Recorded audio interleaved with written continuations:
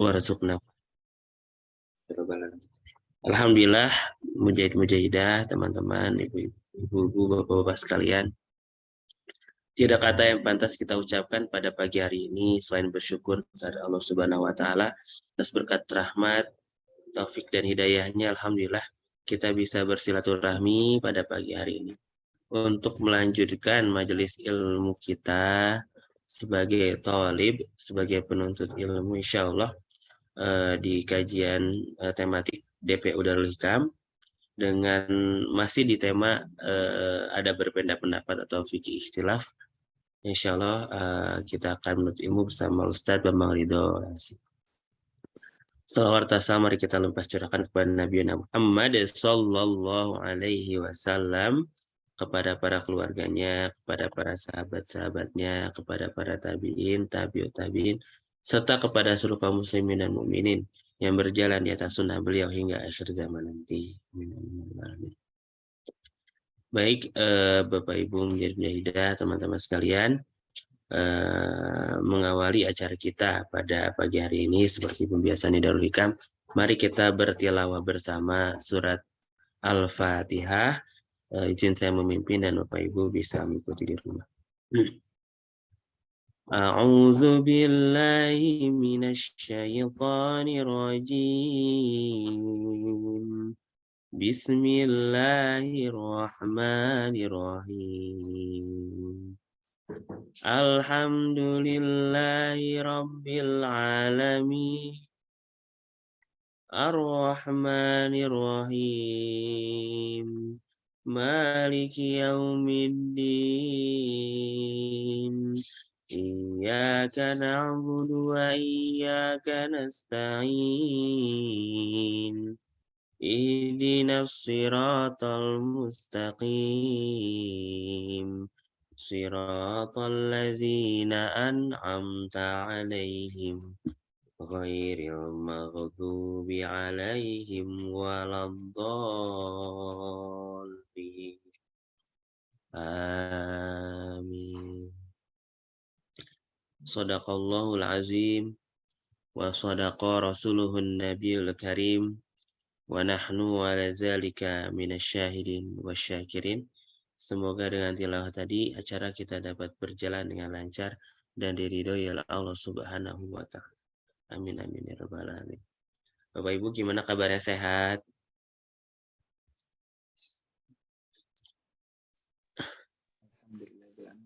Alhamdulillah Pak Ihsan ya, sehat ya. Alhamdulillah. Sudah hadir juga Prof Neni, ada Bu Mari, ya, ada Bu Alia dan teman-teman yang lain ya, yang tidak bisa saya sebutkan satu persatu. Alhamdulillah, jazakumullah bil jannah sudah hadir. Ya kita maksimalkan ya kesempatan ini. Juga sudah hadir Ustadz Bambang Ridho. Assalamualaikum Ustadz. Waalaikumsalam warahmatullahi. Alhamdulillah. Gimana Ustadz kabarnya Ustadz? Alhamdulillah. Alhamdulillah. Ini sedang di mana Ustadz? Lagi di rumah. Lagi di rumah di Jakarta ya? Iya di Jakarta. Alhamdulillah. Ada jadwal lagi Ustadz abis ini Ustadz di Bandung? Insya Allah. Insya Allah ya.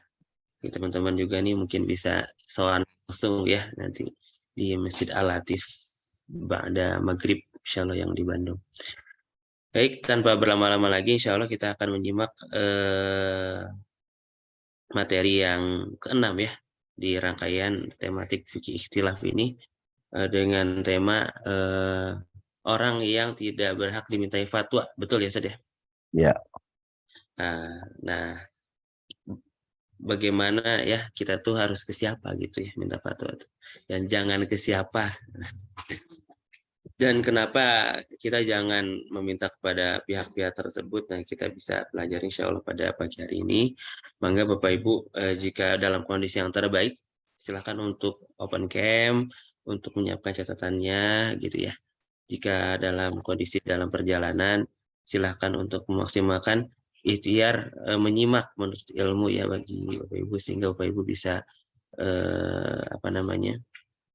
tetap mendapatkan ilmu dari majelis ilmu ini. Tanpa berlama-lama lagi, silakan pada sebelum Ridho, waktu sudah tepat dipersilahkan. Baik, saya izin share screen terlebih dahulu. Oke.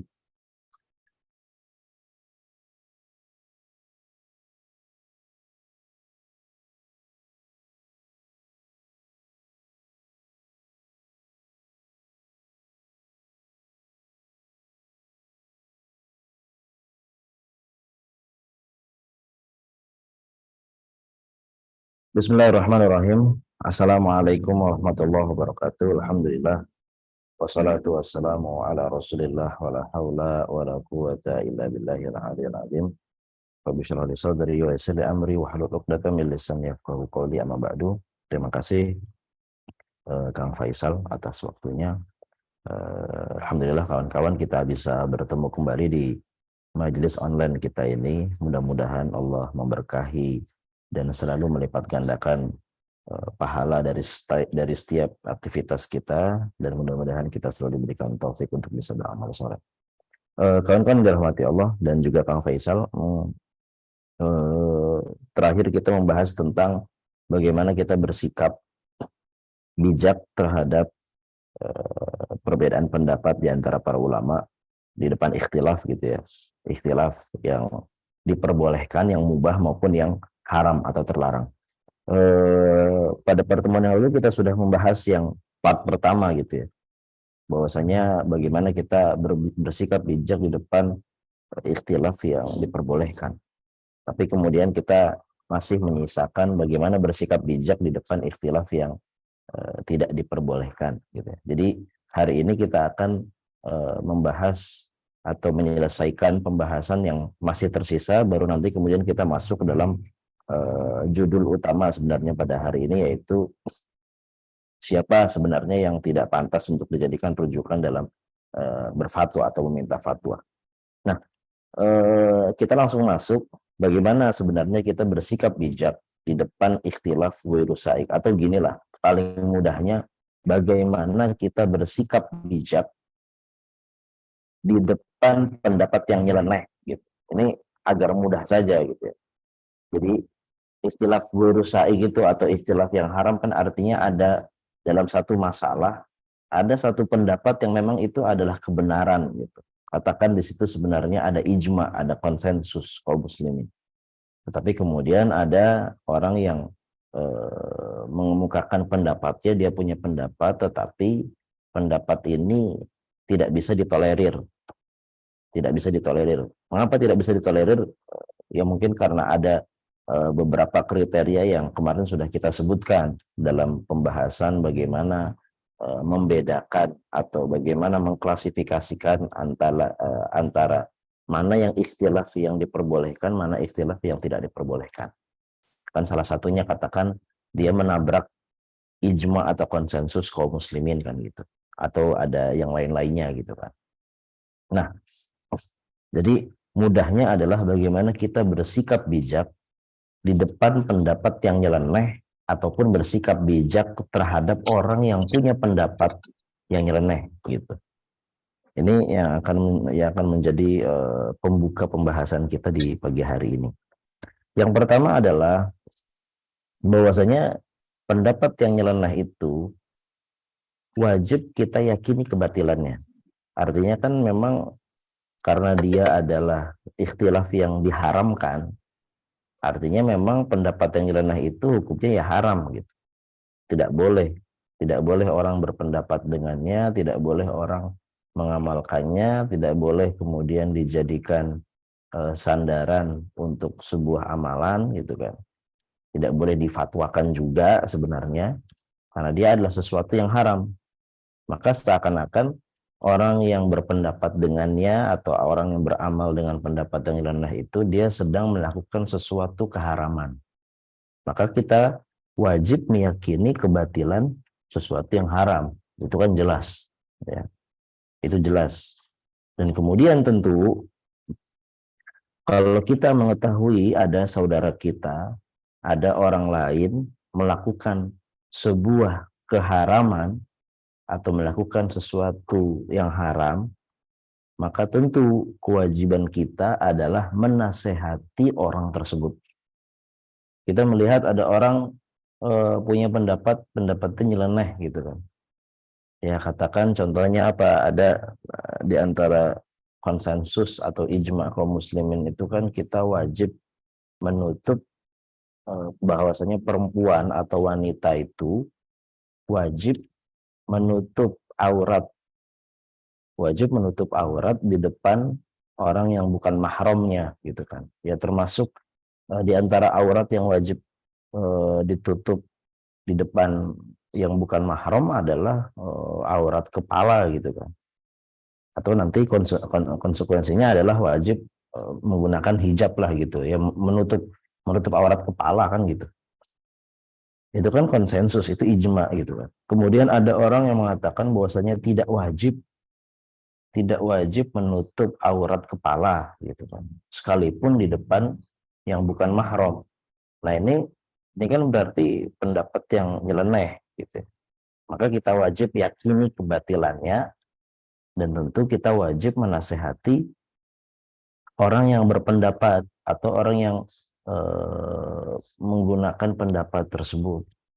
Ya tentunya menasehati di sini menasehati dengan sebaik mungkin, menggunakan cara terbaik yang memang bisa menyampaikan kita bisa sampai pada tujuan, bisa sampai pada maslahat, yaitu mencegah kemungkaran.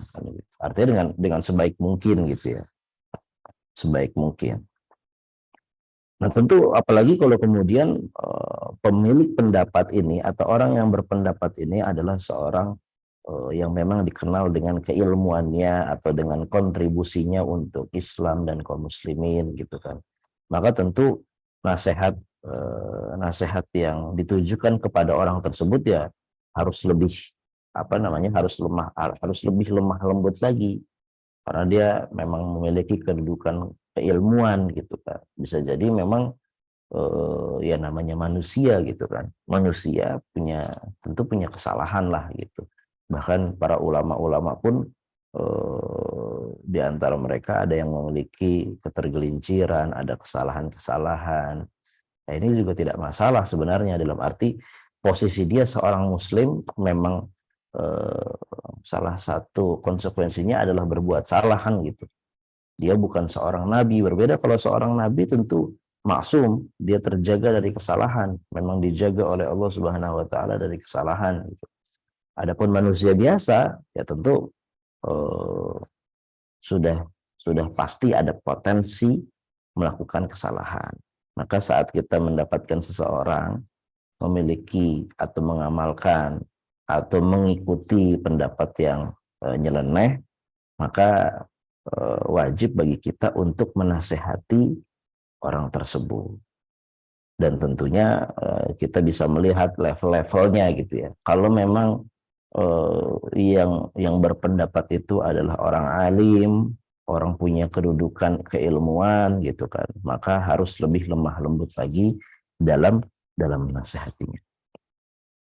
Kemudian para ulama juga mengatakan bahwasanya boleh mensifati pendapat lawan dengan yang layak. Artinya kalau kita kemudian melihat ada pendapat yang nyeleneh gitu ya, maka boleh kita mensifati pendapat yang nyeleneh itu dengan sesuatu yang layak, dengan sebutan-sebutan yang layak. Artinya mungkin harus ada, misalnya kalau memang dibutuhkan perkataan-perkataan yang agak tegas gitu kan, diksi-diksi yang cukup tegas untuk mensifati pendapat-pendapat yang nyeleneh itu boleh-boleh saja gitu.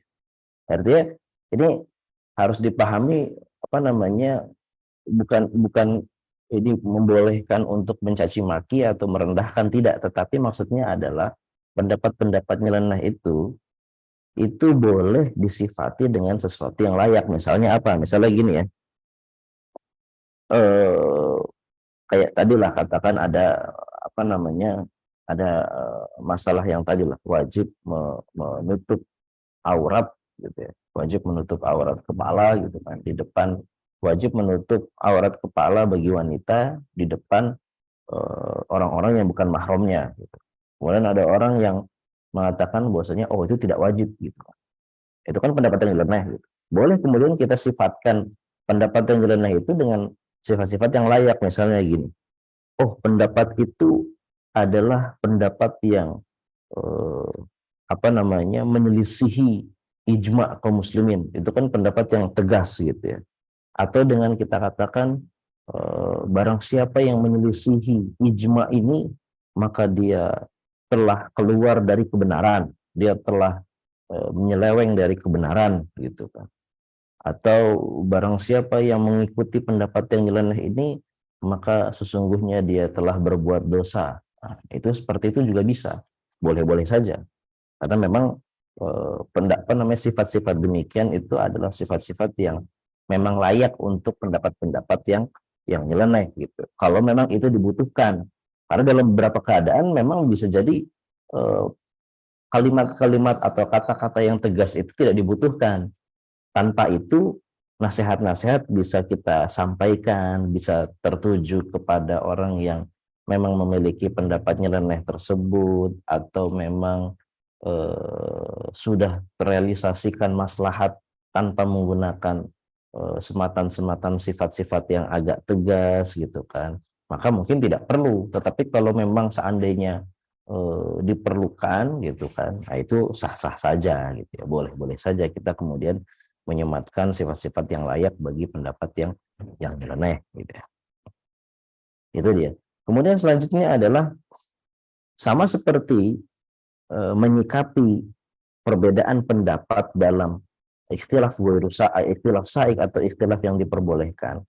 Begitu juga dalam ikhtilaf yang diharamkan ini, atau saat kita menghadapi pendapat yang nyeleneh, kemudian kita wajib menasehati atau wajib kita menjelaskan bahwasanya pendapat tersebut adalah pendapat yang nyeleneh, maka seyogyanya, selayaknya, seharusnya atau pada asalnya kita tidak menyebutkan nama pemilik pendapat.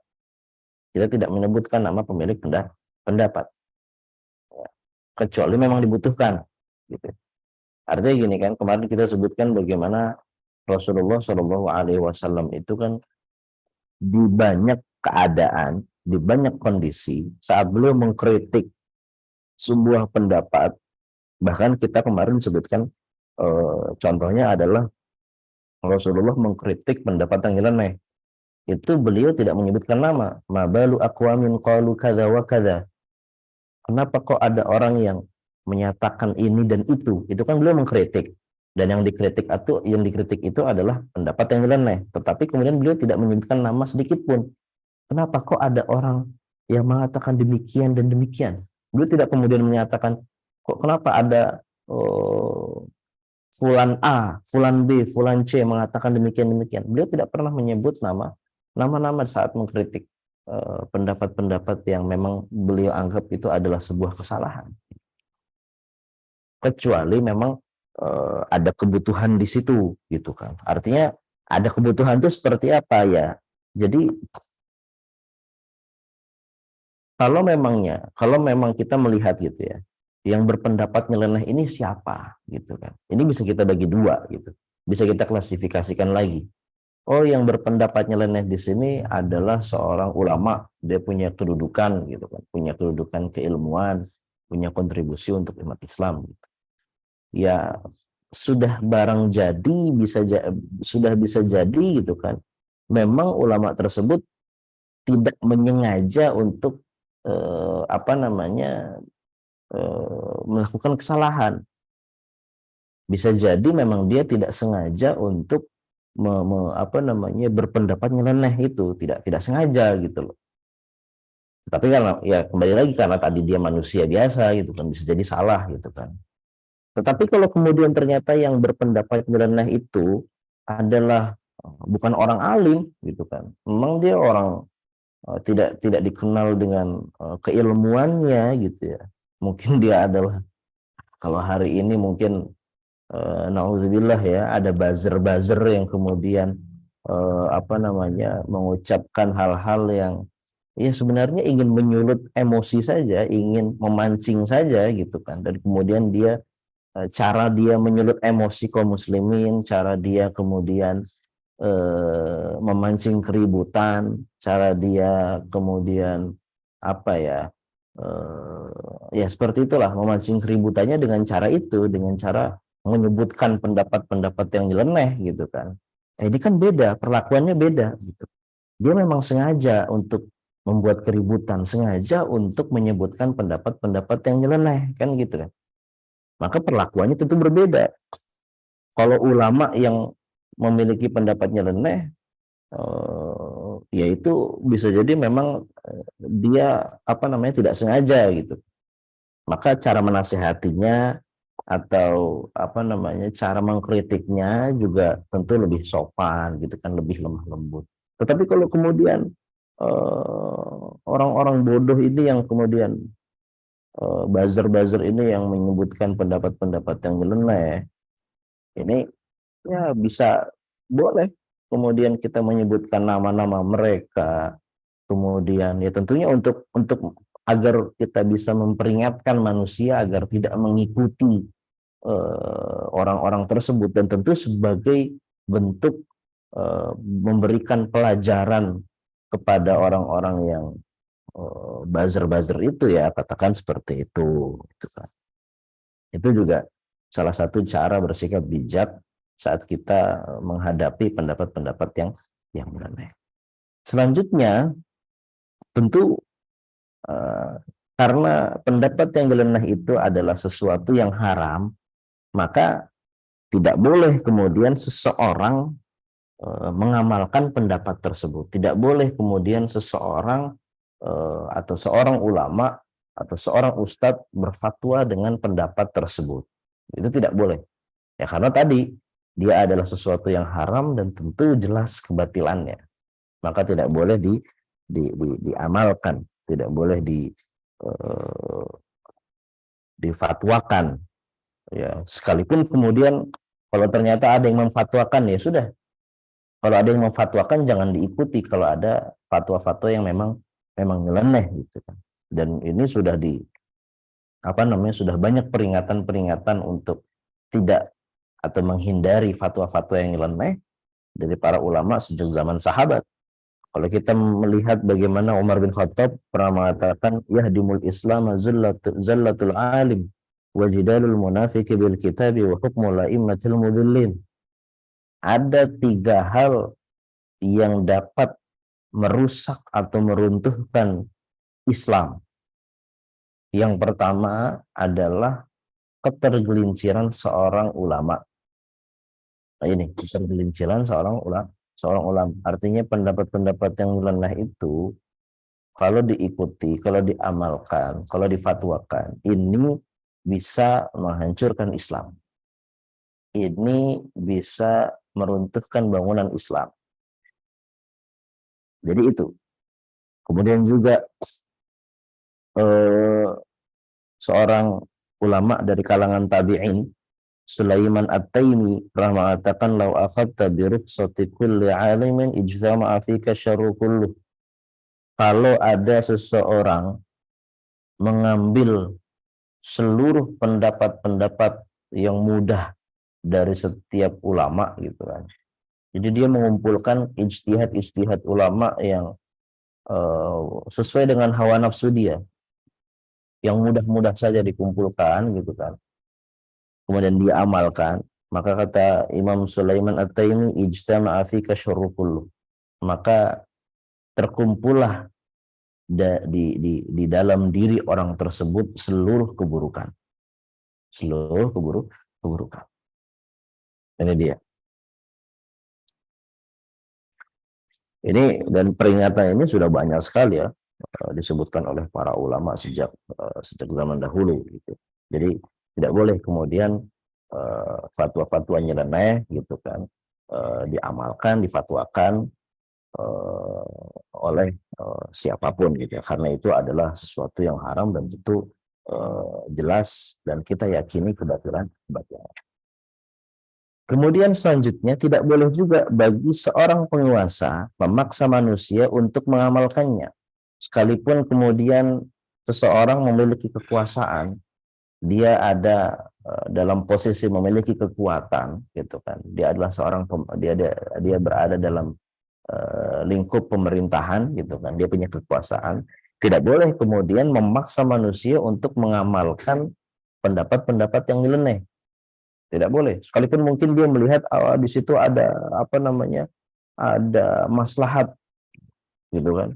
Dia merasa ada maslahat. Dia mengklaim bahwasanya ini kalau kita amalkan pendapat atau kita terapkan pendapat yang nyeleneh ini sebenarnya ada maslahat di sini. Gitu. Ini tidak boleh gitu. Karena tidak boleh seseorang kemudian memaksa manusia lain untuk mengamalkan, untuk melakukan sesuatu yang haram. Jadi basicnya itu karena memang pendapat yang nyeleneh itu adalah sesuatu yang haram. Maka kemudian tidak boleh bagi seseorang sekalipun dia adalah pihak penguasa memaksa manusia untuk mengamalkannya. Kemudian selanjutnya adalah wajib menasihati pemilik pendapat seperti yang tadi kita sebutkan. Kemudian juga tidak boleh menjatuhkan kehormatan pemilik pendapat. Nah, ini penting. Sekalipun kemudian pendapat tersebut, meskipun pendapat tersebut adalah pendapat yang nyeleneh, kita bilang, dan dia hukumnya adalah haram, gitu kan, haram berpendapat dengannya, haram diamalkan, haram difatwakan, gitu. Tapi tetap kita tidak boleh menjatuhkan kehormatan orang yang berpendapat dengan pendapat-pendapat yang nyeleneh. Memang tadi kita katakan boleh kita mensifati pendapat-pendapat yang nyeleneh itu dengan sifat-sifat yang layak gitu. Dengan diksi-diksi yang tegas, dengan pilihan-pilihan kata yang tegas. Tetapi kemudian menjatuhkan kehormatan, ini tidak boleh. Ini tidak boleh. Karena tentu kehormatan seseorang muslim itu kan memang sangat dijaga. Ya.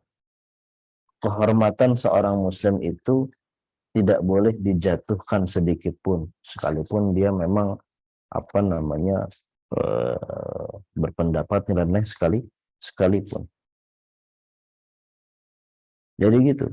Kita melihat ada orang berpendapat nyeleneh, kemudian kita mencaci maki dia, body shaming lah atau yang lain-lainnya gitu kan.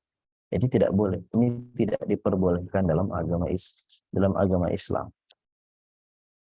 Kita harus terfokus untuk mengkritik pendapat tersebut, ya, dengan memberikan katakan sifat-sifat atau diksi-diksi yang memang layak gitu kan, yang tegas, agar manusia kemudian bisa terhindar dari mengikuti pendapat-pendapat yang nyeleneh, tetapi kemudian hal tersebut tidak berkonsekuensi untuk membolehkan seseorang menjatuhkan kehormatan orang yang berpendapat nyeleneh atau orang yang mengamalkan pendapat nyeleneh. Begitu. Itu harus kita pahami. Kalau kita ingin melihat bagaimana contoh-contoh para ulama terdahulu gitu kan. Kalau kita ingin melihat contoh-contoh ulama terdahulu, kita akan akan melihat adab-adab yang mungkin Masya Allah ini menunjukkan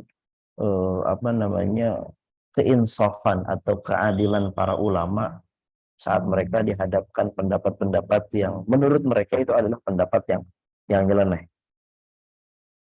Contohnya adalah, coba kita renungkan di sini. Ada satu masalah yang mungkin sampai hari ini tentu menjadi polemik besar gitu kan, masalah musik gitu ya. Musik ini kan menjadi satu masalah yang cukup cukup cukup besar atau cukup runcing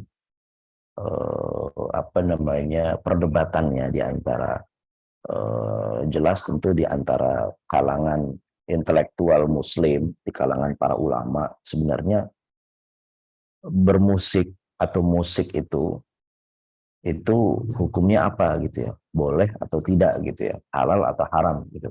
Atau katakan sebelum kita sampai pada perbedaan pendapat dalam masalah hukumnya, itu juga sebenarnya kita berbeda pendapat, para ulama berbeda pendapat juga. Ini istilahnya adalah istilah yang diperbolehkan, yang boleh ditolerir, atau istilah yang haram. Artinya istilah yang haram itu apakah kemudian ini adalah sesuatu yang pendapat yang nyeleneh, orang yang mengatakan musik itu boleh, atau bukan sesuatu pendapat yang nyeleneh bisa ditolerir gitu.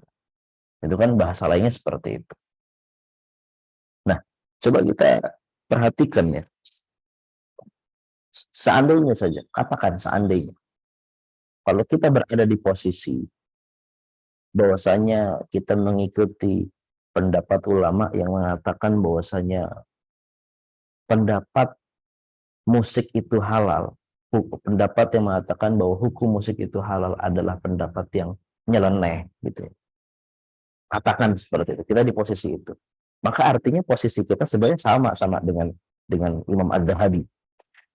Posisi kita sama dengan Imam Az-Zahabi. Tapi coba lihat bagaimana kemudian Imam Az-Zahabi, kita lihat bagaimana perkataan Imam Az-Zahabi saat beliau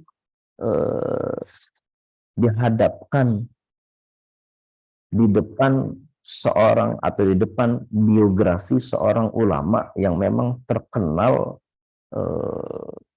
dengan keahliannya dalam musik gitu ya. Jadi ada seorang ulama gitu kan. Seorang ulama ini termasuk kalangan ahli ilmu. Bahkan dia termasuk dalam ilmu hadis disebut dengan masuk dalam kriteria thiqah. Jadi dia kriterianya thiqah. Yaitu Imam Ibrahim bin Sa'ad bin Abdurrahman bin Auf Az-Zuhri. Imam Ibrahim bin Sa'ad bin Abdurrahman bin Auf Az-Zuhri. Nah, Imam Ibrahim ini, apa perkataan Imam Az-Zahabi terhadap beliau? Imam Az-Zahabi saat berbicara biografi singkat tentang Imam Ibrahim Az-Zuhri ini, Imam Az-Zahabi mengatakan min a'immatil ilmi wa thiqatil madaniyin. Kana yujawwizu sima'al malahi wa la yajidu dalilan nahidan 'ala tahrim fa'addahu ijtihaduhu ila rukhsah fakana madza. Imam Az-Zahabi mengatakan tentang Imam Ibrahim Az-Zuhri bahwasanya Imam Ibrahim Az-Zuhri min a'immatil ilmi, dia termasuk orang yang namanya berada di list kalangan ahli ilmu. Wa thiqatil madaniyin, dan dia memiliki kredibilitas, dan dia termasuk orang-orang Madinah gitu kan, termasuk ulama dari wilayah Madinah yang memang memiliki kredibilitas ilmu. Thiqat min thiqatil madaniyin. Kana yujawwizu sama'al malahi. Imam Ibrahim Az-Zuhri dia juga membolehkan mendengarkan musik. Wala yajidu dalilan nahidan 'ala tahrim. Karena dia tidak menemukan dalil yang kuat untuk mengatakan bahwasanya musik itu haram. Ta'addahu ijtihaduhu ila rukhsah. Maka kemudian ijtihad Imam Ibrahim Az-Zuhri menyampaikan dirinya, mengantarkan dirinya untuk berpendapat bahwasanya musik itu adalah halal. Fakana madza? Fakana madza? Maka ya sudah, begitulah. Artinya coba kita lihat. Imam Az-Zahabi itu nanti dalam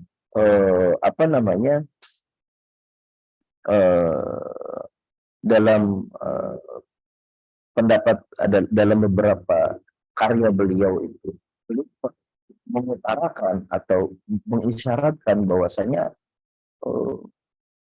musik itu sesuatu yang haram gitu kan, sesuatu yang haram. Tetapi kemudian saat beliau sampai pada sebuah biografi seorang ulama yang menghalalkan musik gitu kan, Imam Az-Zahabi tetap menyematkan tetap mengatakan bahwasanya orang tersebut adalah seorang ahli ilmu. Kalau hari ini kita mendapatkan sesuatu yang berbeda terkadang. Kita mendapatkan satu kesalahan saja dari seorang ulama. Bahkan terkadang kesalahan yang kita anggap ada pada diri seorang ulama itu sebenarnya bukan kesalahan. Bukan sesuatu pendapat yang nyeleneh. Sesuatu yang sebenarnya dapat ditolerir atau masuk dalam kategori klasifikasi ikhtilaf yang diperbolehkan. Tetapi kemudian kita saat mengkritik ulama tersebut sampai menjatuhkan kehormatannya gitu kan, bahkan kita melepaskan kedudukan keilmuan dari dirinya gitu kan. Itu sesuatu yang berbahaya, kita menzalimi orang tersebut, kita menzalimi ulama tersebut. Dia bukan ulama gitu. Karena ada satu hal yang memang dia tidak sependapat gitu kan, kemudian dia tidak mengakui keilmuannya, itu berbahaya. Dan itu yang sering terjadi pada hari ini gitu kan. Asal berbeda afiliasi saja, sudah. Pokoknya orang lain itu, pokoknya tidak ada ulama kecuali dari afiliasinya. Ini sangat berbahaya dalam keberlangsungan kehidupan umat Islam. Artinya kalau sudah mengklaim seperti itu ya, ada isyarat-isyarat, gestur-gestur, ada diksi-diksi yang menuju ke arah situ, bahwasanya orang yang tidak berada di afiliasinya, tidak ada di kelompoknya, bukan ulama gitu. Nanti kelompok lain, afiliasi lain juga mengatakan demikian. Kemudian siapa yang menjadi ulama? Orang semuanya tidak ada yang ulama kan gitu. Akhirnya nanti bagaimana orang-orang yang baru belajar agama, baru mendengarkan kajian, dia kemudian melihat perkataan-perkataan ini, dia akan terbingung-bingung. Ulamanya siapa dong berarti? Kan gitu. Ya. Ini harus menjadi renungan kita bersama. Bahwasanya sekalipun ada seseorang yang berpendapat nyeleneh gitu kan, tetapi kemudian tidak boleh kita menjatuhkan kehormatannya. Itu suatu hal yang besar, yang yang harus menjadi sikap bijak kita saat kita dihadapkan pendapat-pendapat yang benar. Baik, kita masuk pada pembahasan selanjutnya ya. Kita agak mengejar waktu. Selanjutnya adalah masuk dalam pembahasan lain, yaitu kriteria orang yang tidak layak ditanya soalan agama. Artinya begini, sekarang kan yang menjadi pertanyaan adalah siapa orang yang bisa menjadi rujukan kita saat kita ingin bertanya tentang soalan-soalan agama. Kan begitu. Tetapi kemudian kita akan jawab pertanyaan ini dengan menyebutkan kriteria orang yang tidak layak. Dalam sebuah pepatah Arab disebutkan tu'raful asya bi'audadiha gitu.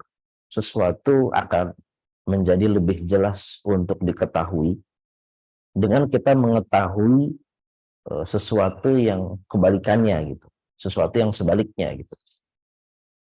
Nah, artinya kita saat kita ingin mengetahui siapa yang layak untuk dijadikan tempat bertanya dalam soalan-soalan agama, kita akan menyebutkan kriteria-kriteria orang yang tidak layak ditanya soalan agama. Ada 3 kriteria. Nah, 3 kriteria ini tidak harus ada semuanya. Artinya kalau ada salah satu kriteria dalam diri seseorang, maka artinya orang tersebut tidak layak dijadikan tempat bertanya soalan agama. Ada satu kriteria saja, maka itu sudah menjatuhkan kredibilitasnya untuk ditanya soalan agama. Ya. Jika didapati salah satu dari tiga kriteria berikut, maka itu sudah cukup menjadikannya tidak layak untuk ditanya soalan agama. Yang pertama adalah tidak memiliki kompetensi ilmu syariat atau tidak alim. Dia bukan seorang yang alim. Atau dalam bahasa lainnya adalah dia adalah seorang yang jahil. Ya, orang jahil jelas tidak perlu dalil lagi, kita tidak perlu bukti lagi. Orang jahil itu sebaik-baiknya level, sebagus-bagusnya, setinggi-tingginya level orang jahil adalah harusnya dia bertanya. Kewajiban dia adalah bertanya, bukan dijadikan tempat untuk bertanya. Dan orang jahil itu, kalau kita jadikan dia tempat bertanya soalan agama, itu nanti akan malah banyak bahayanya dibanding maslahat dan kebaikan yang didapat. Bahkan gurunya Imam Malik, yaitu Rabi'atul Ra'i, gurunya Imam Malik itu pernah suatu kali dia itu menangis. Dia menangis. Saat gurunya Imam Malik itu menangis, ada salah satu muridnya kemudian bertanya, "Wahai guruku, apa yang sebenarnya membuatmu menangis? Apakah karena engkau mendapatkan sebuah musibah gitu? Atau memang karena apa gitu?" Maka kemudian gurunya Imam Malik itu mengatakan, "Tidak, aku menangis, aku meneteskan air mata. Bukan karena aku terkena musibah,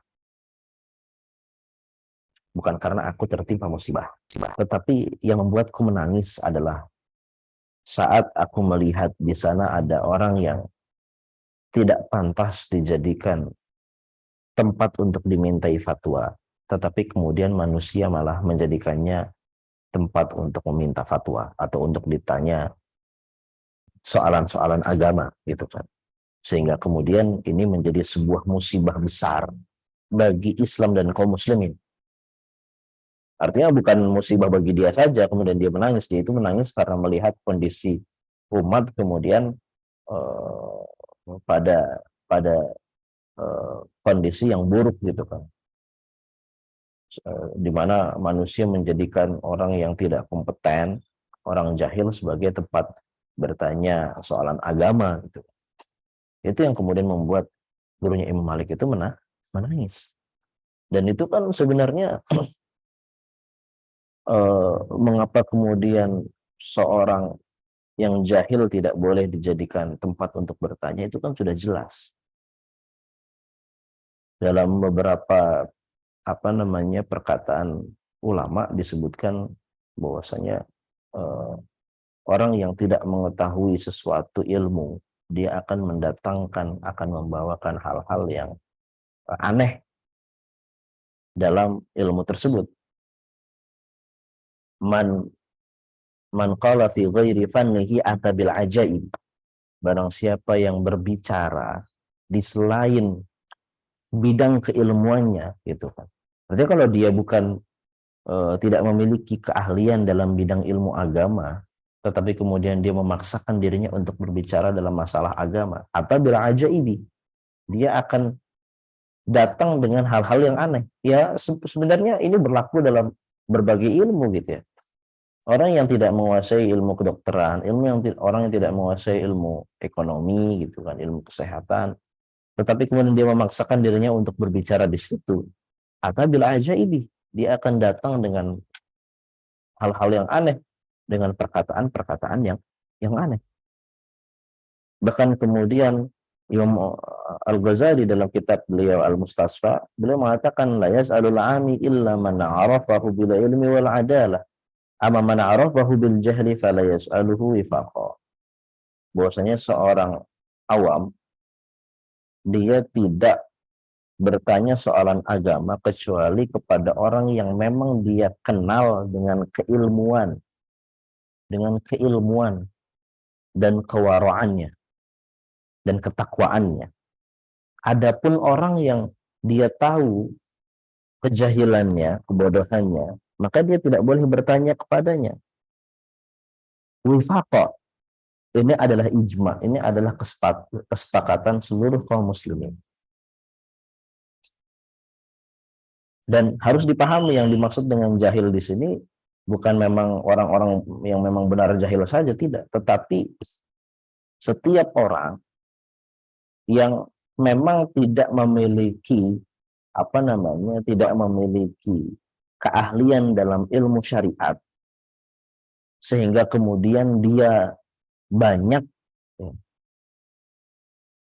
berpendapat dengan pendapat-pendapat yang nyeleneh, gitu. Itu juga masuk, sekalipun dia kemudian memiliki titel-titel ya, LC, MA, doktor ataupun apa, atau dia mungkin punya jabatan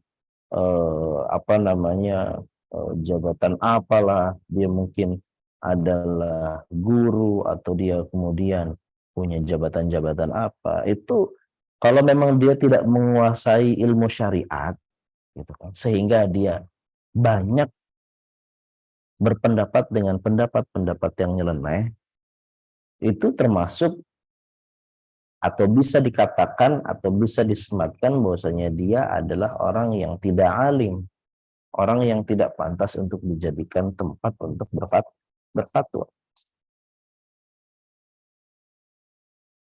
Ini adalah kriteria yang pertama.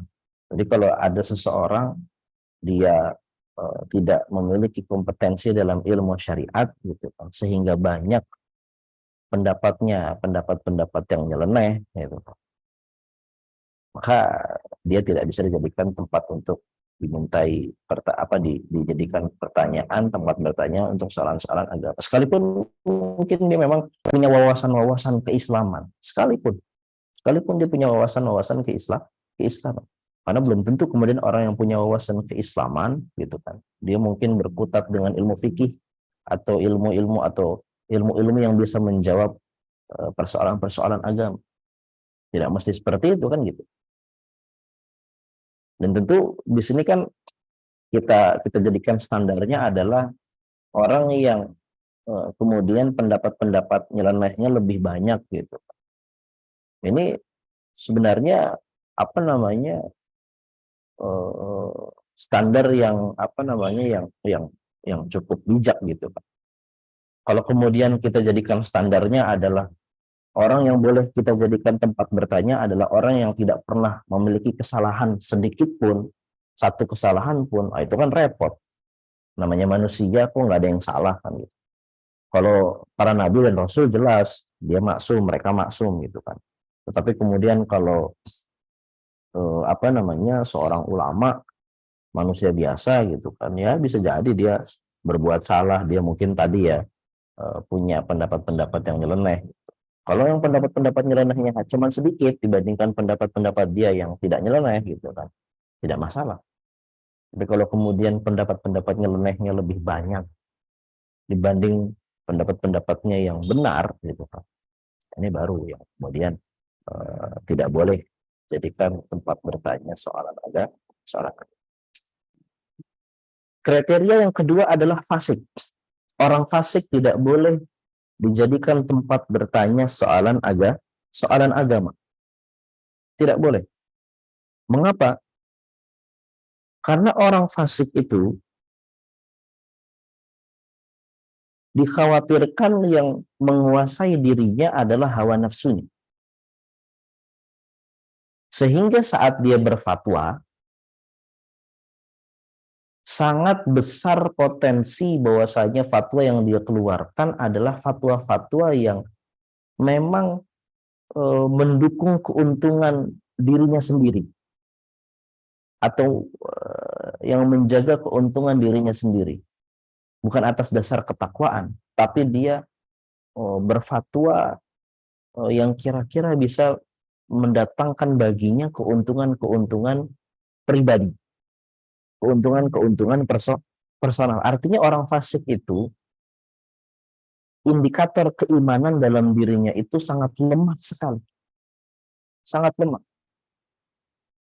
Sehingga ya tadi ya, tidak ada penghalang kuat dalam dirinya agar dia itu bisa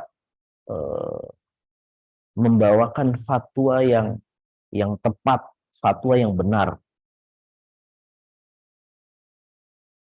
Sehingga bisa jadi nanti hawa nafsunya itu mengantarkan dia untuk meninggalkan kebenaran, kan gitu.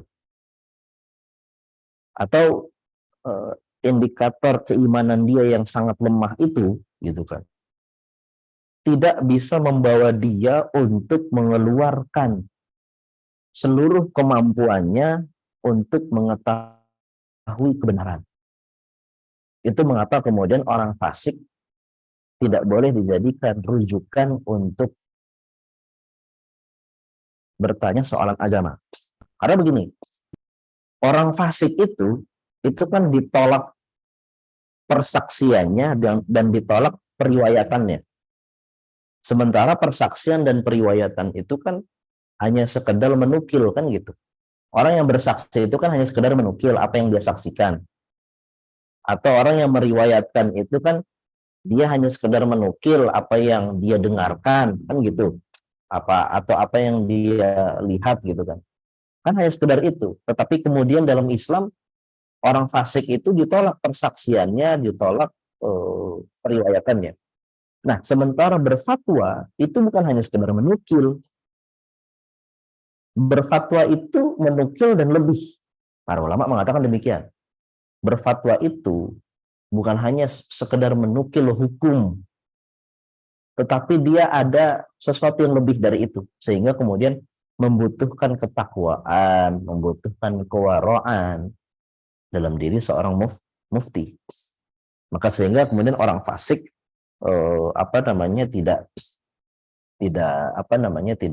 tidak boleh dijadikan sandaran fatwa.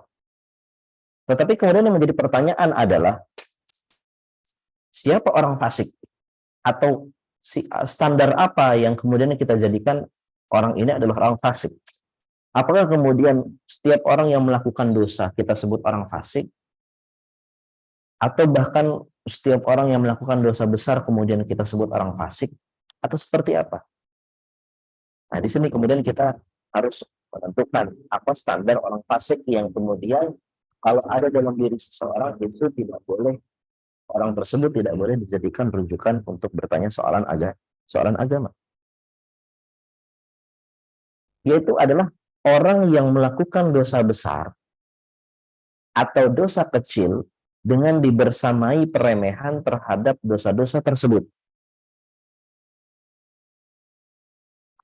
Ini standar orang fasik itu seperti ini, yang kemudian tidak boleh dijadikan rujukan dalam soalan agama gitu. Orang yang melakukan dosa besar, ini sebenarnya saya ringkas. Kalau panjangnya seperti ini sebenarnya. Orang yang melakukan dosa besar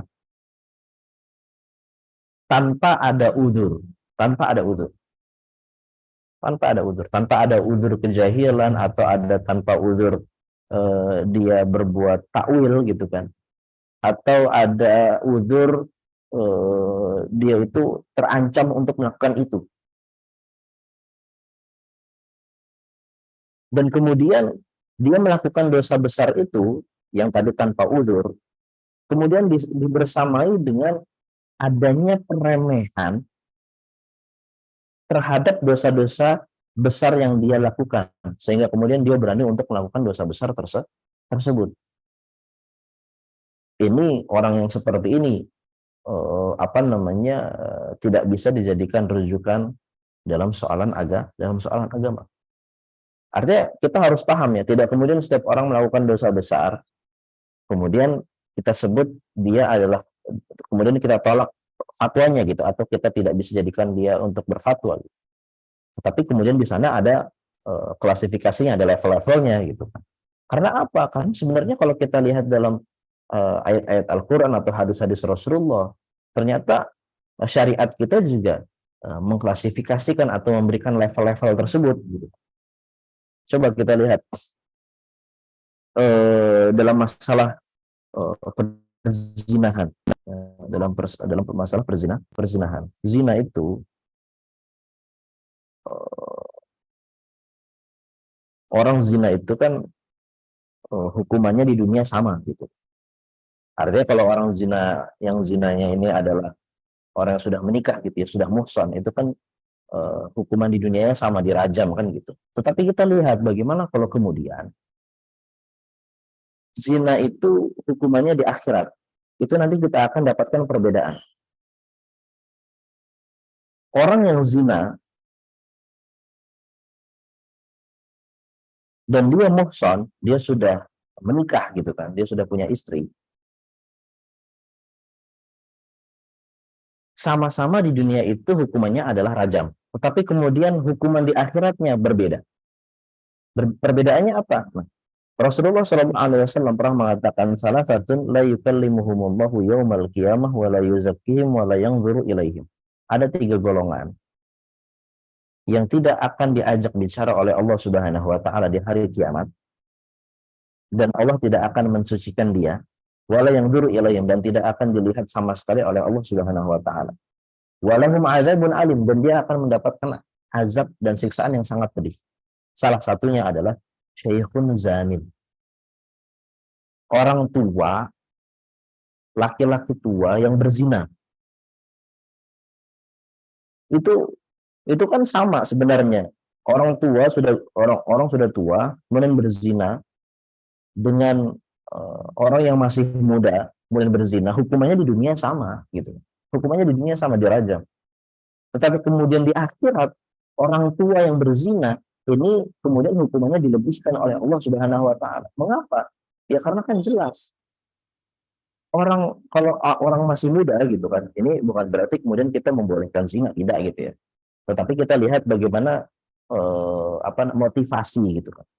Motivasi orang muda untuk berzina memang ada, kuat gitu kan. Motivasinya kuat karena dia mungkin masih muda, masih kuat, kemudian syahwatnya masih menggebu-gebu gitu. Berbeda dengan orang tua. Orang tua kan tentu syahwatnya sudah turun gitu kan, turun drastis tentu. Tapi kemudian dia berzina, itu kan berarti menunjukkan ada peremehan yang sangat besar dari dirinya terhadap dosa itu.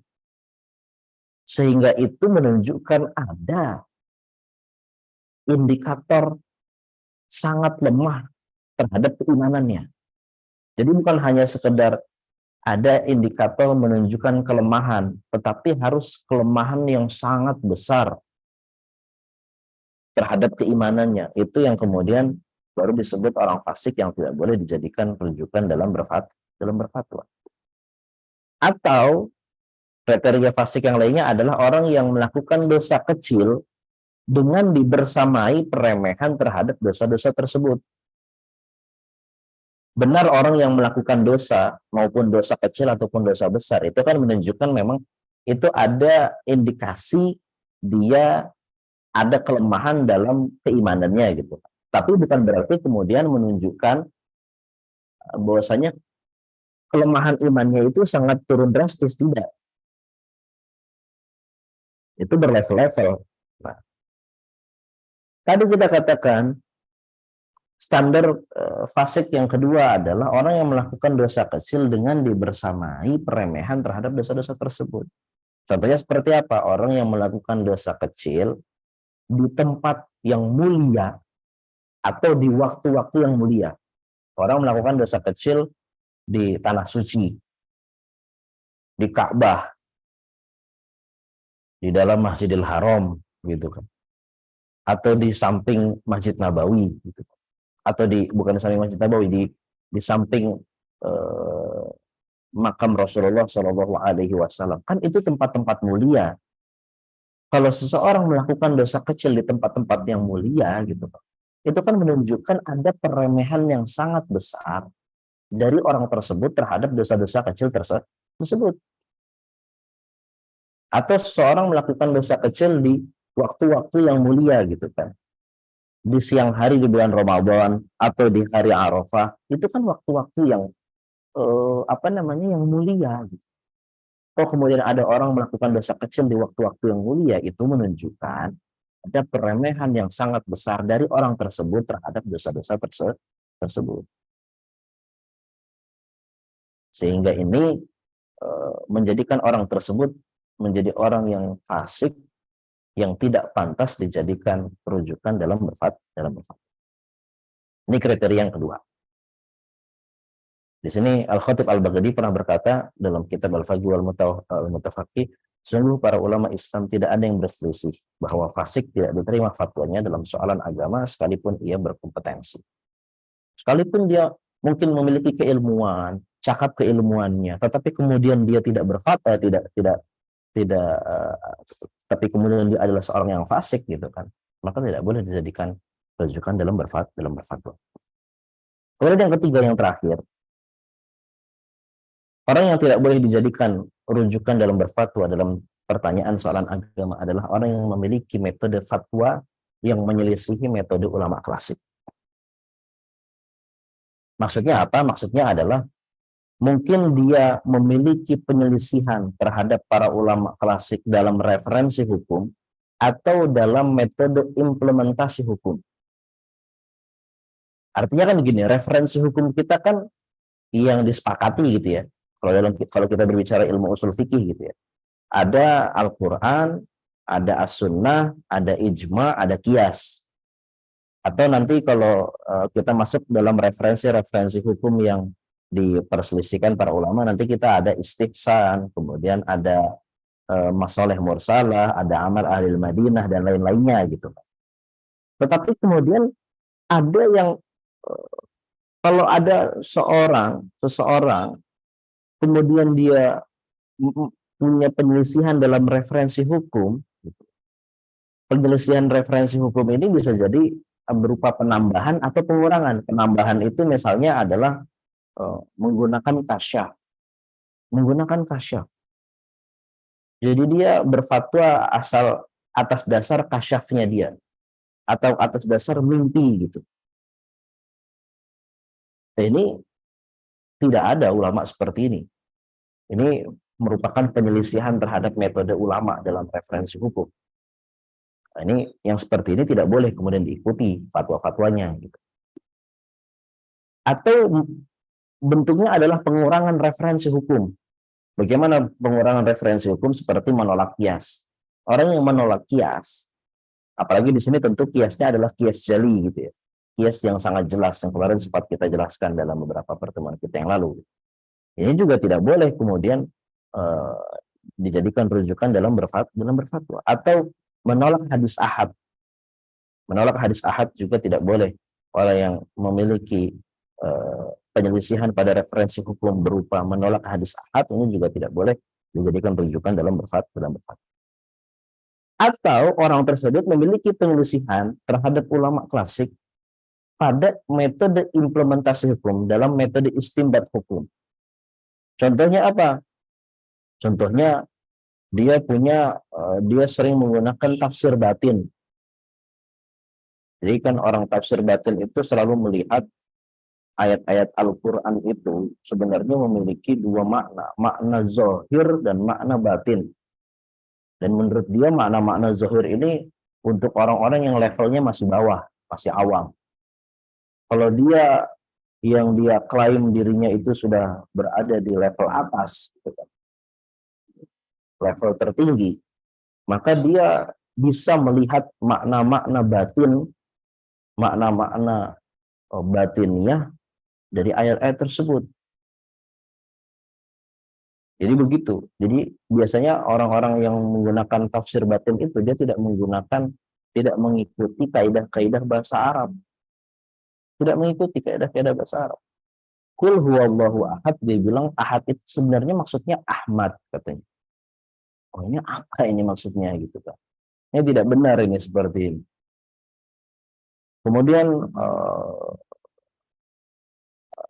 wa aqimus sholata wa atuz zakah, dirikanlah salat dan tunaikanlah zakat. Menurut dia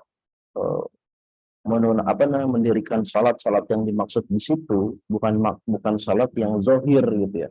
Bukan salat kita lakukan salat 5 waktu, tidak, tetapi salat di situ adalah maksudnya adalah kita berbaiat kepada seorang imam gitu kan. Ini tafsir batin yang tidak pernah digunakan oleh para ulama dari zaman dahulu gitu. Ini merupakan penyelisihan dalam metode implementasi hukum. Atau tafsir hermeneutika biasa digunakan oleh orang-orang liberal. Ini juga tidak pernah ada ulama-ulama menggunakan metode ini. Maka orang-orang yang menggunakan metode-metode ini, gitu, ini tidak boleh dijadikan rujukan dalam berfatwa. Ini adalah 3 kriteria. Kalau misalnya ada salah satu kriteria dalam diri seseorang, maka orang tersebut tidak boleh kita jadikan rujukan untuk bertanya soalan agama. Kira-kira sekian,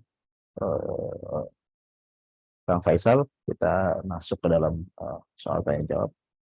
Subhanakallahumma wa bihamdika, asyhadu an la ilaha illa anta, astaghfiruka wa atubu ilaik. Saya kembalikan kepada Kang Faisal. Siap, atur nuhun Ustaz Bamarido, alhamdulillah, Masya Allah. Sudah jelaskan ini bab baru ya tentang fikih ikhtilaf ini, tiga syarat ya, seorang tidak berhak mungkin kita mintai fatwanya, sudah dijelaskan, dan ini bisa jadi referensi ya ketika kita kebingungan mencari fatwa, kita mencari pendapat gitu ya. Nah, kita ada rambu-rambunya nih, mana yang sekiranya tidak perlu kita mintai pendapat. Baik Bapak Ibu, kita buka sesi diskusi tanya jawab. Silakan jika ada yang mau bertanya bisa raise hand atau bisa tulis di kolom chat, silakan. Mungkin yang on cam saya tanya, mungkin izin mention ada Bu Neni, Pak Ihsan, silakan. Barangkali ada yang mau ditanyakan atau ada pendapat yang mau disampaikan, silakan. Bapak Ibu juga yang lain. Assalamualaikum. Siapa duluan nih? Mangga Ustaz Rishan aja duluan. Ustaz Rishan dulu, silahkan. Ustaz Rishan, silahkan Ustaz. Mangga Bu Neni, mangga. Mangga Ustaz aja dulu. Silahkan. Iya, mangga Ustaz Rishan. Oh gitu, mangga atur nuhun Bu Neni. Ustaz, terima kasih, ilmunya ya luar biasa. Saya tadi bersepakat ya, 3 syarat-syarat tadi. Ustaz, tentang menjaga kehormatan, ada yang suka tahdir Ustaz ya. Ulama-ulama suka mentahdir ulama ini, ulama ini. Nah, bagaimana pendapat Ustaz? Kedua, kan ada masyarakat awam begitulah.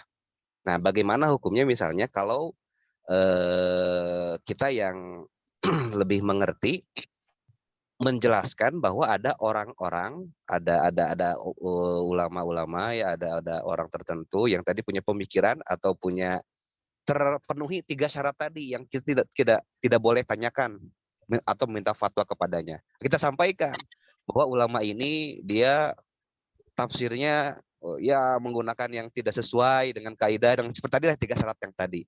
Boleh tidak kita menyampaikan ada satu ulamanya ada begitu, kita sampaikan pada masyarakat umum, masyarakat awam, agar masyarakat awam tidak bertanya kepada ulama tersebut. Nah, itu Ustaz pertanyaannya. Syukran. Jazakallahu khair. Masya Allah. Jadi bagaimana jika kita merekomendasikan, yang kedua bagaimana sudut pandang kita terhadap ulama yang mentahzir ulama lain gitu ya. Mungkin bisa dijelaskan dulu Ustaz, tahzir itu seperti apa? Itu nuhun mangga Ustaz. Iya, terima kasih Ustaz Rishan. Tentu seperti Ustaz Rishan juga udah udah kenyang dah kalau masalah isu-isu tahzir ini ya. Memang fenomena yang sangat sangat miris dan sebenarnya sangat bahaya gitu, sangat bahaya. Dan sebenarnya tahdzir ini saya rasa ada hampir di setiap afiliasi kelompok kaum muslimin gitu kan, walaupun mungkin nanti levelnya berbeda-beda. Ada yang sebuah kelompok yang level tahdzirnya sangat kuat gitu kan, seakan-akan dia menjadikan seakan-akan gitu ya, seakan-akan seperti salah satu rukun Islam gitu kan. Ada mungkin kelompok lain tahdirnya agak lebih soft gitu kan, atau agak lebih rendah dan lain-lainnya lah gitu. Tapi kalau kita lihat-lihat sebenarnya hampir di setiap kelompok lah mungkin ada gitu ya, dengan level-level yang berbeda-beda. Ini memang sesuatu yang sangat miris, sesuatu yang apa ya, kadang kita harus mengelus dada kita gitu ya karena melihat fenomena tersebut. Dan terkadang tahdzir ini apa namanya, kalau sebenarnya kalau kita lihat bisa jadi memang tahdzir itu kan ya termasuk bagian dari agama Islam, artinya memang ada tahdzir gitu loh. Ajaran Islam mengajarkan tahdzir atau memperingatkan manusia gitu, memperingatkan manusia dari keburukan, dari kesalahan gitu kan. Tapi kemudian yang menjadi masalah adalah saat tahdzir ini, saat ajaran tahdzir memperingatkan manusia dari kesalahan, dari keburukan itu dilakukan dengan serampangan tanpa ada standar-standar yang jelas gitu ya, tanpa dibedah terlebih dahulu. Apakah tahdzir ini masalahnya atau akar masalahnya itu masalah-masalah yang ikhtilaf yang mubah atau ikhtilaf yang haram gitu. Kalau ikhtilaf yang mubah kan ya tidak perlu ada tahdzir gitu. Kalau ikhtilaf yang haram ya mungkin bisa saja gitu kan. Boleh-boleh saja, sah-sah saja. Itu pun kemudian nanti harus dilakukan, tidak boleh dengan serampangan. Artinya tidak boleh, artinya harus tetap menjaga kehormatan Muslim yang kita kemudian kritik gitu kan. Kita tahdzir, kita peringatkan manusia darinya gitu kan. Kemudian ya tadi kita sebutkan bagaimana kita harus tetap menjaga kehormatan seorang Muslim kan. Memang ini sangat miris ya.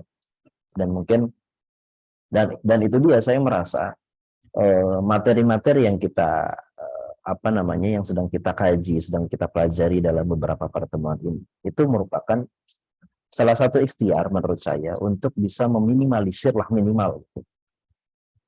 Ya tentu kita berharapnya hal-hal tersebut kan bisa benar-benar lenyap lah gitu kan.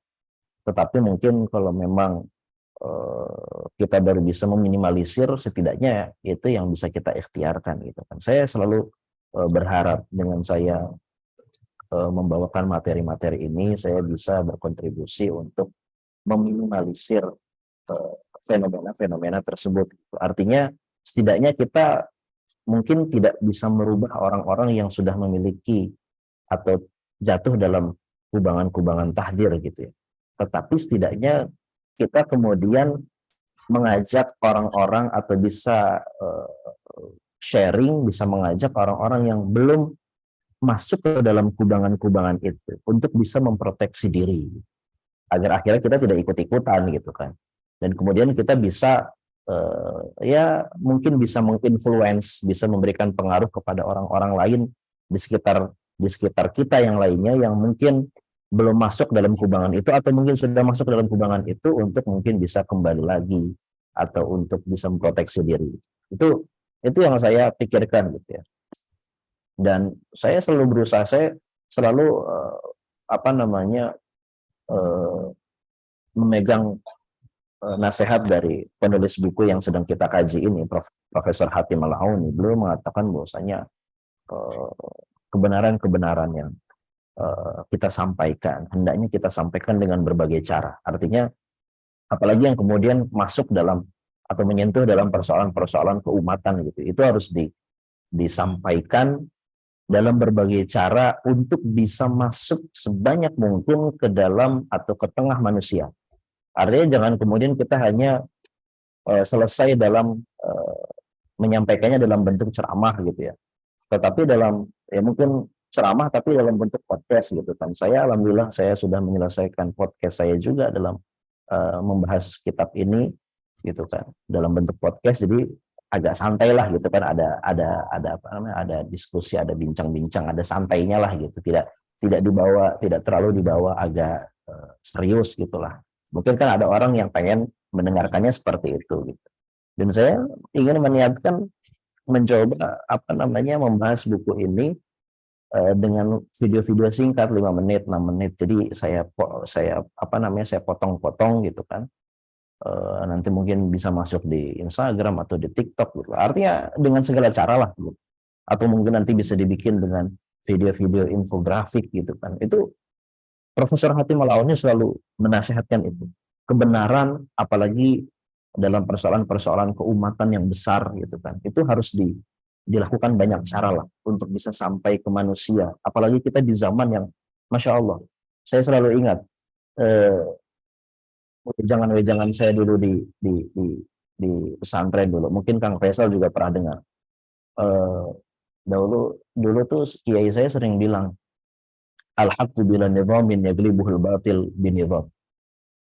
Sesuatu yang benar, kebenaran itu kalau dia tidak terorganisasi dengan baik, tidak dilakukan manajemen dengan baik gitu kan, dia akan kalah dengan kebatilan yang terorganisir dengan baik. Dan itu kayaknya yang menjadi masalah keumatan kita pada hari ini. Kita berada di dalam kebenaran, kita berada di atas kebenaran, kita menyampaikan kebenaran. Tetapi masalahnya kita belum total, kita belum all out untuk menyampaikan kebenaran itu. Kan gitu. Ya bayangkan orang-orang kafir, orang-orang yang ingin merusak Islam, itu berapa uang yang mereka gelontorkan untuk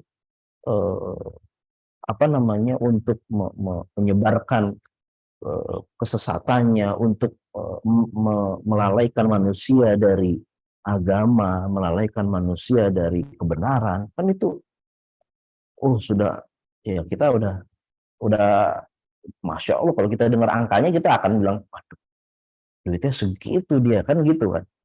1M, 2M, T gitu kan. Itu sudah seperti itu. Kalau kita lihat bagaimana tontonan-tontonan di YouTube gitu kan, video-video video-video yang ya sifatnya entertainment yang sebenarnya ya sia-sia lah gitu. Itu kan di manage di dengan baik, kameranya mahal kan gitu kan, editornya dibayar dengan mahal sehingga hasilnya bagus. Lah kita ini yang berada di atas kebenaran kan jangan sampai kemudian kalah dengan yang hal-hal yang seperti itu gitu kan. Nah, itu satu. Kemudian selanjutnya adalah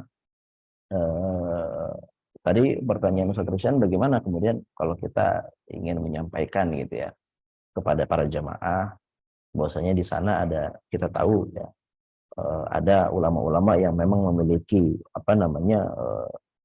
salah satu kriteria tersebut sehingga tidak pantas dijadikan kompetensi, tidak pantas dijadikan referensi untuk bertanya gitu ya. Apalagi misalnya kalau misalnya contohnya tadi ulama tersebut memiliki metode-metode yang menyelisihi fatwanya para ulama klasik gitu atau ulama salaf, ya itu sah-sah saja gitu ya. Kemudian mungkin kita sampai menyebutkan nama sih sebenarnya sah-sah saja gitu, tidak mengapa gitu ya, sambil kita mengajarkan, menyampaikan kepada jamaah kita untuk tetap berbuat sopan gitu ya, bersikap sopan terhadap ulama yang mungkin akan kita sebutkan namanya gitu. Karena terkadang orang awam itu perhitungannya agak beda sama kita. Kita ngomongnya pelan, itu biasanya kalau sudah sampai di bawah itu beda tuh, udah nggak pelan lagi jadi kenceng gitu. Mungkin seperti itu Ustaz Risyan. Jadi sah-sah saja kita menyebutkan, kita sampaikan kepada jamaah kita untuk ini ada ulama namanya ini gitu. Dia ini punya punya metode hukum gitu kan, seperti ini seperti itu, dan itu tidak pantas tidak dijadikan rujukan untuk dimintai soalan atau dijadikan soalan atau bertanya soalan agama gitu. Tapi nanti sambil ditarbiyah, dididik para jamaah untuk tetap bersikap sopan gitu kan, untuk tetap bersikap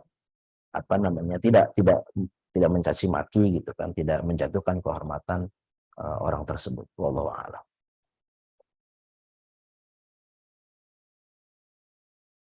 Ya, insyaallah turun Ustaz. Bapak Marido atas jawabannya begitu Ustaz ya. Jadi berbahaya juga ya kalau merekomendasikan di satu dan akhirnya menjatuhkan yang lain ya. Jadi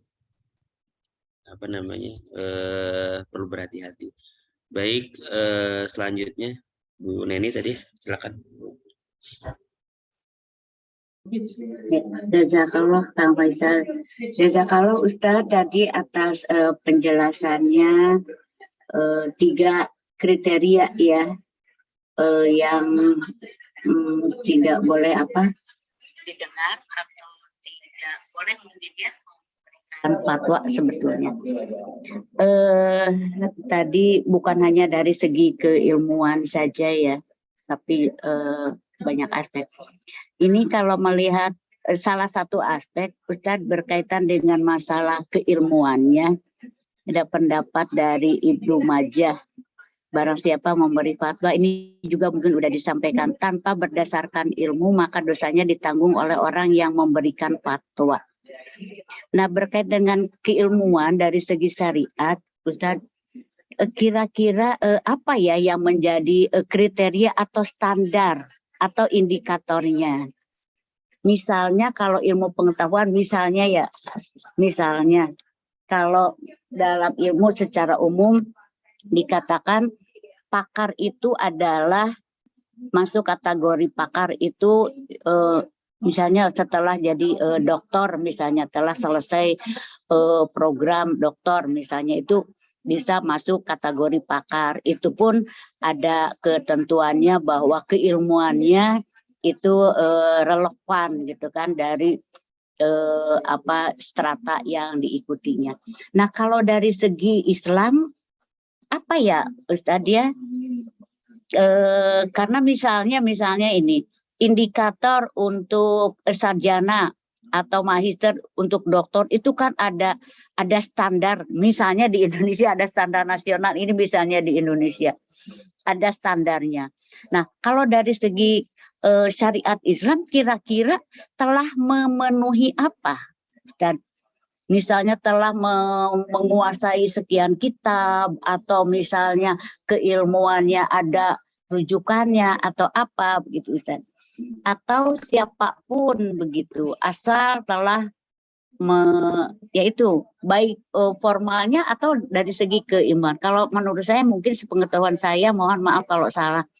Dalam Islam kan tidak berorientasi kepada pendidikan formal ya, dan itu saya setuju. Tapi justru pada penguasaan misalnya kitabnya atau apanya. Nah, itu mungkin Ustadz yang ingin saya tanyakan. Jazakallah. Baik Prof, terima kasih Prof Neni. Yang pertama adalah tentu dalam ilmu syariat gitu ya, atau dalam tema fatwa gitu kan, dalam pembahasan tema fatwa secara spesifik dalam ilmu usul fikih, mayoritas ulama memperbolehkan seseorang itu bahwasanya di sana ada istilah al-ijtihadu yatajazza, bahwasanya ijtihad itu tidak mesti kemudian seseorang harus menguasai seluruh keilmuan Islam baru kemudian dia boleh beristihad atau berfatwa gitu kan.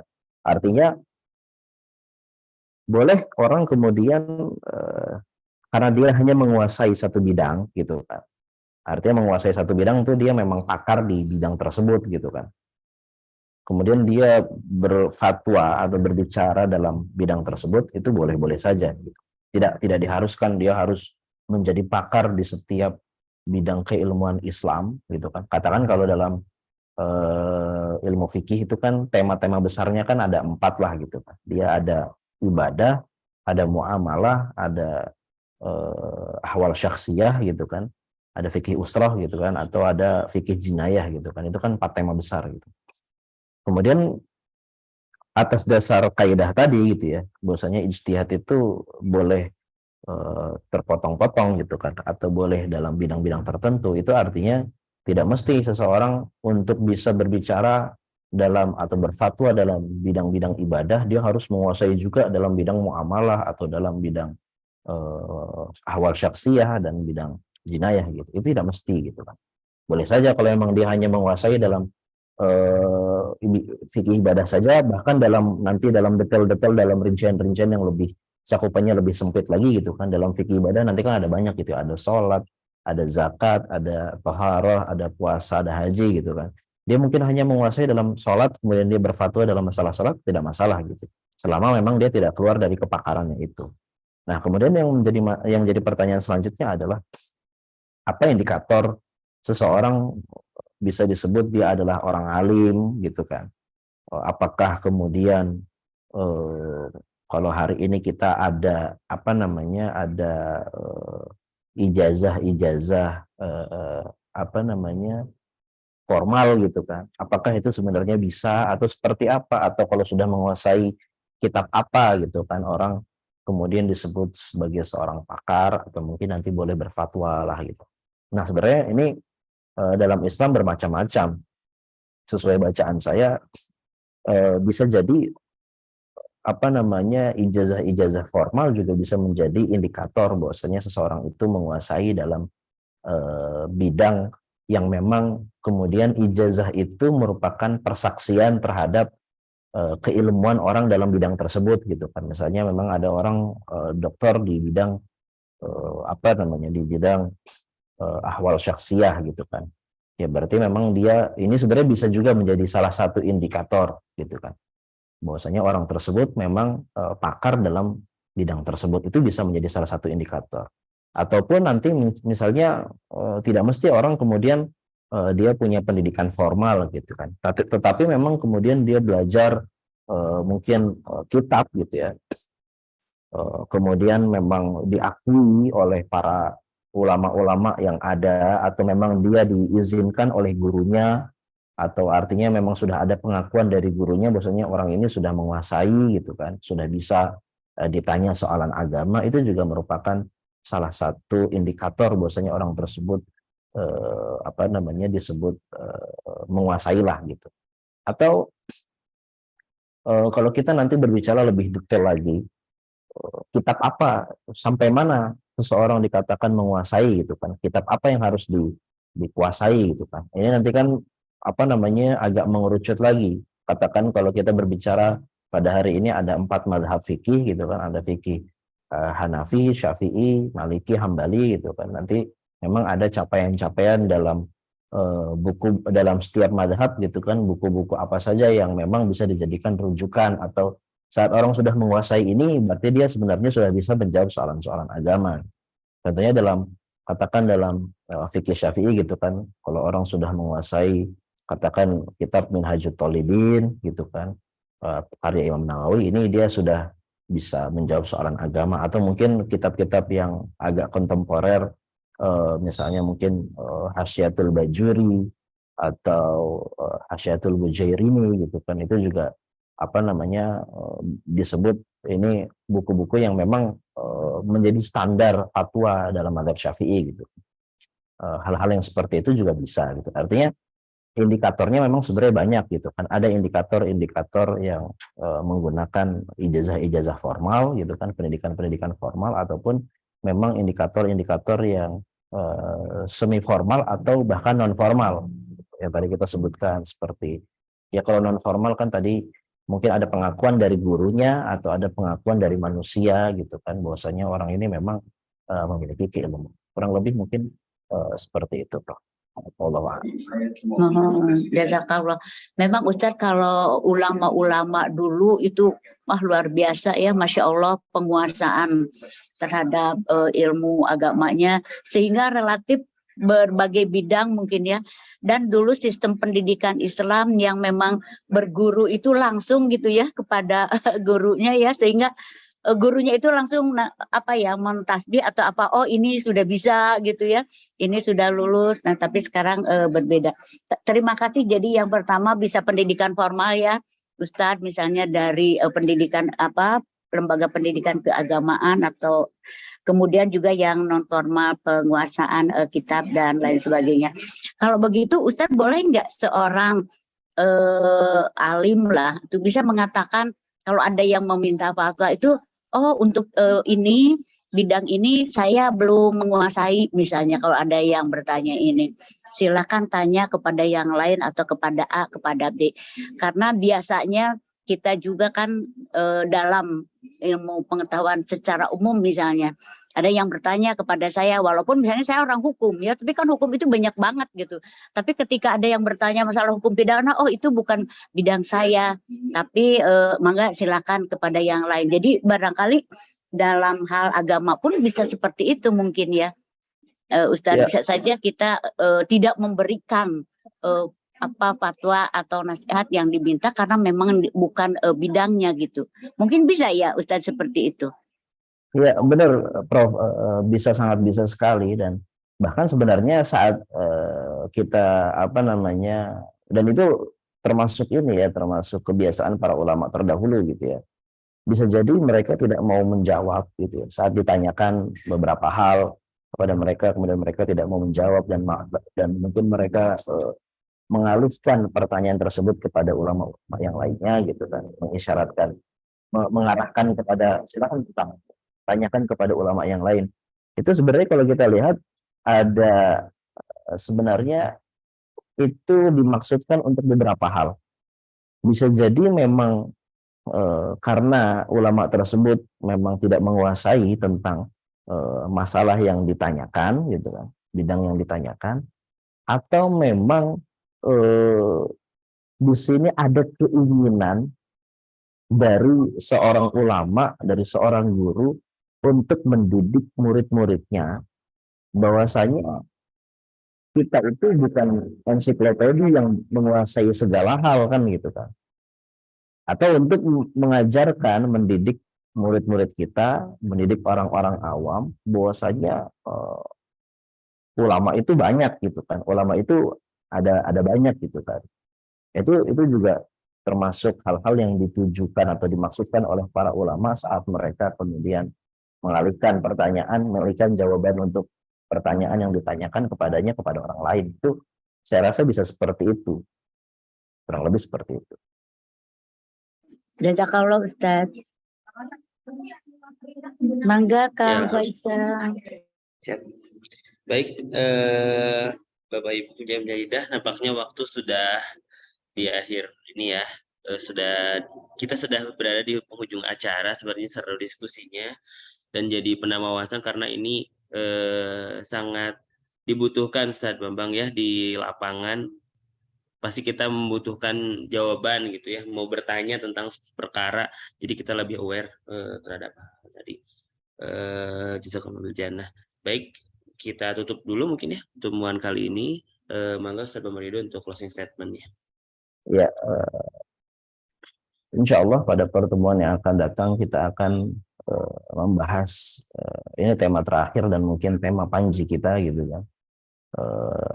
Bagaimana nih kalau kita kemudian mendapatkan banyak pendapat dalam satu masalah, kemudian kita bingung gitu kan, mana yang harus kita ikuti, pendapat A, pendapat B, atau pendapat C gitu kan. Bagaimana kiat-kiatnya, bagaimana petunjuknya, pedomannya itu seperti apa gitu. Karena begini, kalau kita dalam kehidupan dunia ini, ya, katakan contohnya lah, kita setiap bulan punya pendapatan berapa? Kita punya pendapatan 10 juta. Tentu kita dalam masalah alokasi dana yang kita punya untuk kehidupan kita, itu kan kita sangat detail sekali, sangat rinci kita.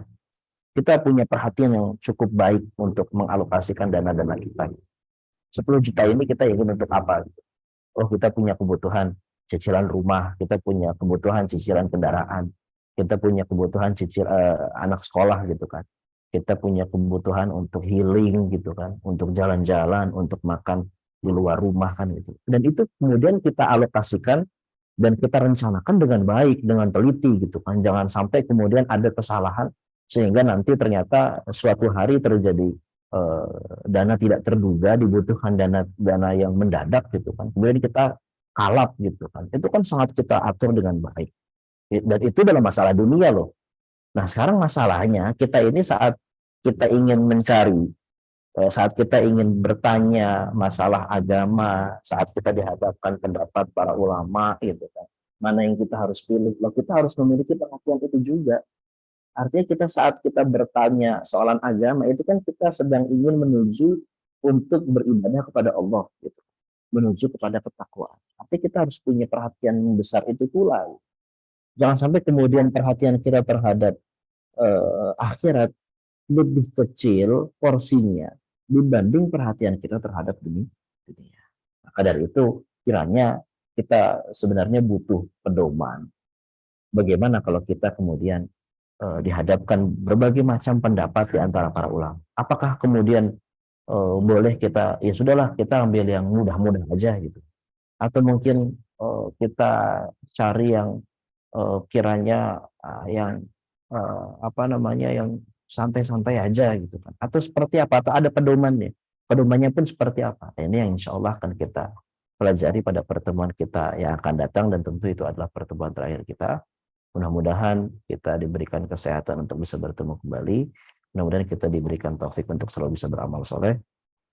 Kurang lebihnya mohon maaf. Wassalamualaikum warahmatullahi wabarakatuh. Waalaikumsalam warahmatullahi wabarakatuh. Jazakumullah bijana Ustaz Ridho. Baik, mari kita tutup dengan bersama baca hamdalah. Alhamdulillahirabbil alamin dan waqaftul majlis. Subhanakallah. Nuhun Ustaz. Iya, nuhun Bapak Ibu yang hendak dalam infak bisa di rekening DPO yang sudah di-share di kolom chat ya. Assalamualaikum warahmatullahi wabarakatuh. Waalaikumsalam. Waalaikumsalam. Dan